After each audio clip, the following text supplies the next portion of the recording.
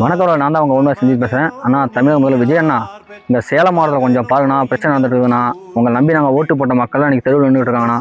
42 குடும்பம் வந்து இன்றைக்கி தெருவில் நின்றுட்டு இருக்குதுண்ணா. அங்கே குழந்தைங்க அழுகுறாங்கண்ணா. அந்த காலில் கூட ரொம்ப கஷ்டமாக இருக்குதுண்ணா. தயவு செஞ்சு அந்த மக்களுக்கு கொஞ்சம் என்னங்கிறது கொஞ்சம் பிரச்சனையை பாருங்கண்ணா. பட்டாளனால அங்கே வீட்டில் இடிச்சிட்டாங்கண்ணா. இத்தனை வருஷமாக அங்கே எல்லாம் குடியிருந்தவங்களாம் இன்றைக்கி அவதிப்பட்டு அழுதுட்டு இருக்காங்கண்ணா.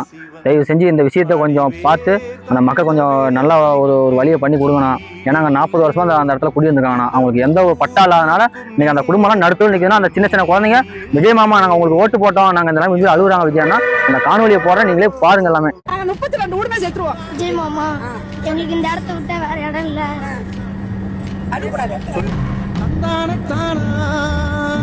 விஜய் மாமா, இந்த வீடு விட்டா எங்கேயுமே இல்ல. எங்களை காப்பாத்துங்க, எனக்கு பட்டாதான் வேணும். இந்த வீட்டை விட்டு நாங்க எங்கேயும் போக மாட்டோம். காணொலியை பார்த்துருப்பீங்க. தயவு செஞ்சு விஜயண்ணா, இதுக்கான தீர்வை உங்கள் கையில் தானே இருக்குது. அந்த மக்களுக்கான தீர்வை நீங்கள் கொடுப்பீங்க நாங்கள் நம்புறோன்னா. தயவு செஞ்சு இந்த வீடியோ அதிகமாக ஷேர் பண்ணுங்கள். இது அந்த கட்சி நிர்வாகிகள்லாம் போய் சேரட்டும்.